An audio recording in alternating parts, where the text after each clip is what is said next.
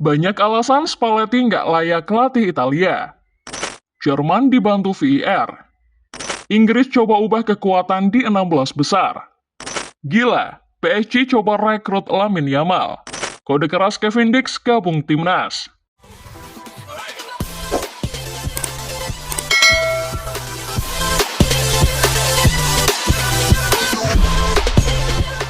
Hasil mengejutkan di laga pembuka babak 16 besar Euro 2024.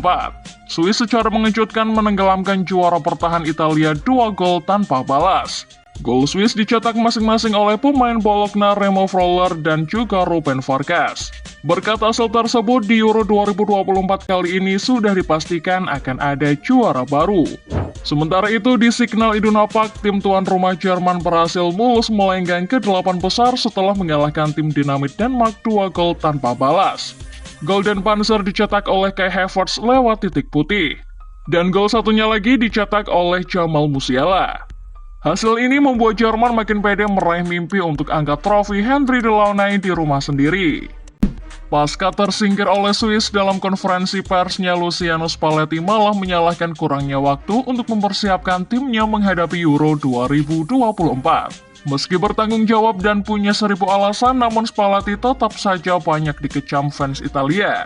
Fans bahkan menganggap Spalletti tidak layak melatih timnas. Kabarnya, Spalletti juga akan diundang langsung oleh Presiden Federasi Sepak Bola Italia, Gabriel Gravina, pasca kepulangannya ke Italia. Apakah Spalletti segera akan dievaluasi? Aksi kiper timnas Italia Gianluigi Donnarumma menghampiri fans pasca kalah melawan Swiss dalam rangka meminta maaf ternyata tak digubris. Fans menolak mentah-mentah permintaan maaf tersebut dan tetap marah-marah. Kami hanya bisa minta maaf kepada semua orang, karena ini benar-benar menyakitkan. Kami akui kami mengecewakan, kata Donnarumma kepada Sky Sport Italia.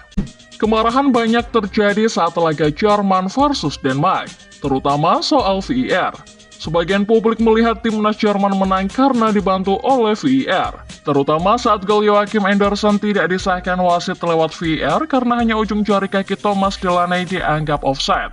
Namun selang beberapa menit VAR kembali menguntungkan Jerman saat wasit memberikan hadiah penalti.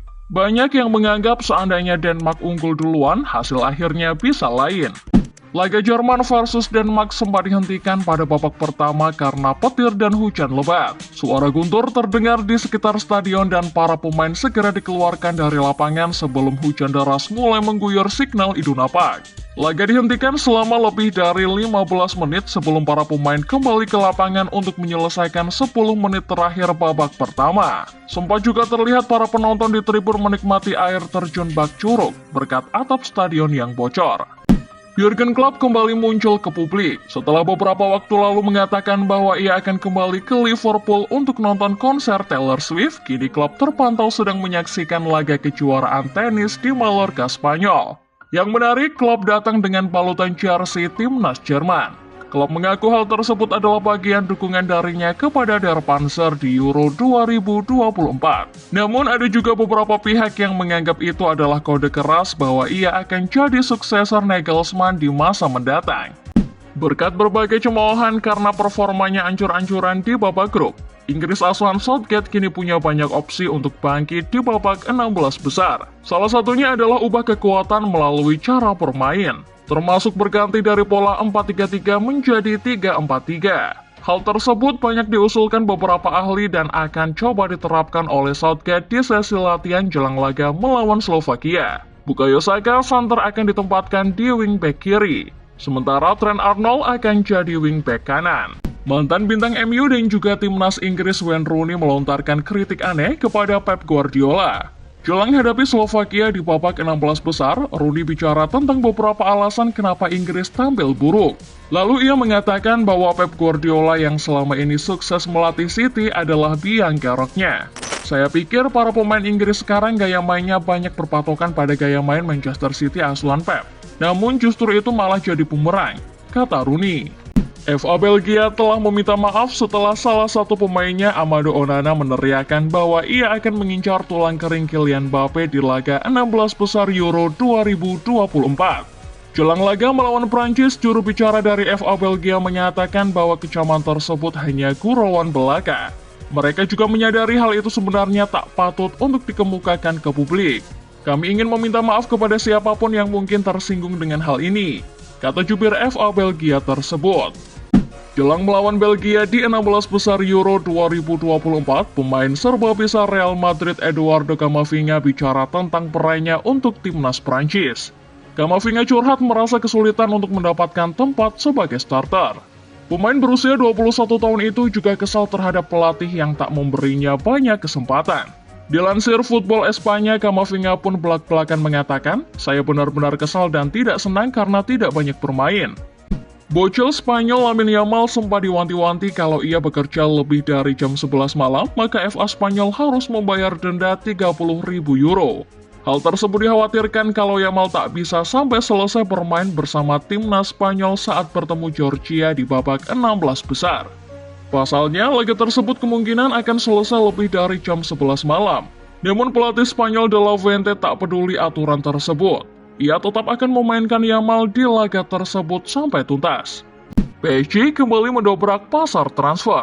Di tengah Euro 2024 sedang bergulir, wonderkid Spanyol Lamine Yamal dikabarkan akan segera direkrut sebagai pengganti Kylian Mbappe. Bahkan PSG siap merogoh kocek dalam-dalam untuk membawa paksa bocil Barcelona tersebut. Dulu Yamal pernah ditawar PSG di harga 200 juta euro. Namun kini menurut Mundo Deportivo, PSG dilaporkan telah menaikkan tawaran mereka sebesar 250 juta euro. Kabarnya pihak Barca bakal makin kepincut dengan nominal tersebut. Menurut Sky Sport Italia, mantan bek tengah MU Rafael Varane telah tiba di Como bersama agennya untuk bernegosiasi dengan klub yang dimiliki orang Indonesia tersebut. Varane tiba di Como pada hari Sabtu 29 Juni 2024 dan akan tinggal di kota itu selama beberapa hari. Selama tinggal di Como, ia akan bertemu dengan para petinggi Como untuk membicarakan transfer. Tak lupa, Varane juga berencana akan bertemu Cesc Fabregas di sana. Timnas Indonesia U16 dipastikan akan hadapi Australia U16 di semifinal Piala AFF U16 2024. Pertandingan tersebut akan digelar pada Senin 1 Juli 2024 malam. Berbekal 3 kemenangan dan status sebagai juara grup A, Timnas optimis melaju ke final. Apalagi Australia U16 tak hebat-hebat amat. Mereka sempat ditahan imbang Thailand di fase grup. Meski punya peluang, namun pelatih Nova Arianto menegaskan bahwa fokus utama timnya di ajang ini bukan mengejar gelar juara, tapi mematangkan pola permainan. Juara hanya bonus. Baru-baru ini di akun Instagramnya @KevinDix2, pesepak bola 27 tahun itu seakan memberi kode siap memperkuat timnas Indonesia. Ia membagikan momen ketika FC Copenhagen melawan klub asal Denmark Silkeborg IF di laga uji coba pramusim.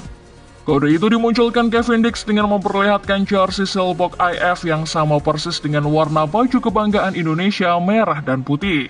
Hal tersebut jadi perhatian karena Kevin Dix baru mengunggah foto laga yang sudah dihelat 2 hari sebelumnya.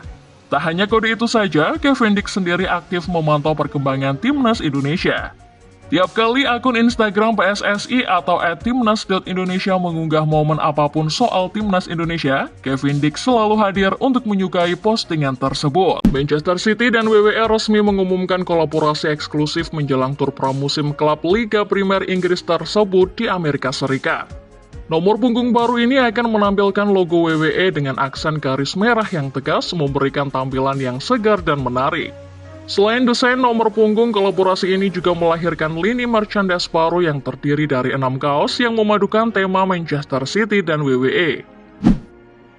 Belanda kalah 3-2 dari Austria minggu ini, yang menyebabkan ex-penggawa timnas Belanda Rafael van der Vaart menyebut kekalahan itu memalukan. Sementara juga menuduh Virgil van Dijk kurang bergairah dalam pertandingan tersebut. Kini, bek bertubuh besar itu telah menyampaikan pendapatnya mengenai masalah ini. Ia mengatakan kepada wartawan pada hari Jumat, "Tak perlu dikatakan lagi bahwa saya harus bertanggung jawab sekarang. Kami telah berbicara banyak dalam 48 jam terakhir dan beberapa kata-kata kasar telah diucapkan." Gelandang andalan Bayern Munchen Jamal Musiala mengungkapkan bahwa dirinya tidak pernah menyesal menolak untuk bermain bersama timnas Inggris dan lebih memilih membela Jerman di panggung internasional. Sejauh ini Musiala telah mencatat 32 penampilan bersama Der Panzer, baik di laga resmi ataupun uji coba dengan menyumbang 4 gol. Akan tetapi, ia belum mampu mempersembahkan satu trofi pun untuk timnas Jerman di panggung kompetisi internasional. Dari bursa transfer, kompatriot Musiala di timnas Jerman Jonathan Tah mulai ingin mencari tantangan baru. Menurut Kicker, Tah kini telah menolak tawaran perpanjangan kontrak dari Leverkusen demi bisa pindah ke Bayern Munchen. Leverkusen kini melepas Tah dengan nilai transfer sebesar 40 juta euro atau setara dengan 701 miliar rupiah pada bursa transfer tahun ini. Akan tetapi nilai tersebut dianggap terlalu mahal oleh kubu Bayern. Dan kedua klub diyakini akan mencapai kesepakatan nilai transfer sebesar 25 hingga 30 juta euro. Klub Serie A Atalanta kini punya tambahan vitamin menjelang musim kompetisi 2023-2024. Klub berjuluk Ladia itu telah mengontrak bek Ben Godfrey dari Everton dengan biaya sekitar 10 juta pounds atau sekitar 206 miliar rupiah. Godfrey dilaporkan gagal pindah ke klub Italia itu pada bulan Januari, tetapi sekarang telah bergabung dengan pemenang Liga Eropa musim lalu. Geser ke Spanyol, Barcelona harus menjual pemain jika ingin merekrut pemain baru di musim panas ini. Dan menurut kabar dari Gol, Rafinha menjadi salah satu yang masuk dalam daftar jual klub. Tim Katalan hanya mau melepaskan di harga 90 juta euro. Bahkan laporan yang sama juga menyebutkan kalau mereka telah menolak tawaran sebesar 80 juta euro musim panas lalu. Dana hasil penjualan Rafinha nantinya akan dibelanjakan lagi oleh Barca. Dua nama yakni Luis Diaz dan Nico Williams menjadi incaran Barcelona. Rival utama Barca, Real Madrid akan berupaya memulai era Kylian Mbappe dengan dilaporkan menargetkan salah satu rekan setim di timnas Prancis untuk menggantikan Toni Kroos musim panas ini. Football Espanya mengklaim bahwa Kepron Thuram dari Nice dapat didapuk sebagai pengganti Kroos. Thuram yang juga menjadi incaran Juventus tampaknya akan meninggalkan Nice musim panas ini saat ia memasuki 12 bulan terakhir kontraknya. Ex-pemain Barcelona dan PSG Neymar memilih 3 bintang Real Madrid sebagai kandidat utama pemenang Ballon d'Or. Kylian Mbappe bukan salah satunya. Hal itu disampaikan Neymar kepada jurnalis Brasil Isabella Pagliari yang meminta opini Neymar mengenai siapa yang layak menyabet Ballon d'Or 2024. Dan Neymar mencalonkan trio Los Blancos yang menjuarai La Liga dan Liga Champions musim lalu, yakni Vini Junior, Rodrigo, dan Bellingham. Foto udara menunjukkan lubang pembuangan besar yang terjadi di lapangan sepak bola Illinois AS pada Kamis 27 Juni. Lubang berukuran lebar hampir 100 kaki atau 30,48 meter dan kedalaman sekitar 30 kaki atau 9 meter menelan tiang lampu dan bangku penonton di Gordon Moore Park di Alton, Illinois. Pejabat setempat mengatakan lapangan tersebut dibangun di atas tambang bawah tanah yang mungkin menyebabkan keruntuhan. Media Korea Selatan NetSport turut memberikan respon soal perpanjangan kontrak Sintayong bersama timnas Indonesia. NetSport menyesalkan keputusan Sintayong memperbarui kontrak di Indonesia dengan menuliskan mustahil bagi timnas Korea Selatan mendapatkan jasa pelatih Sintayong yang sudah memperbarui kontraknya di Indonesia hingga 2027. Popularitas pelatih Sintayong di Indonesia sungguh di luar nalar dan imajinasi manusia. Sindrom serupa dialami pelatih Park Hang-seo yang memimpin Vietnam, tulis NetSport.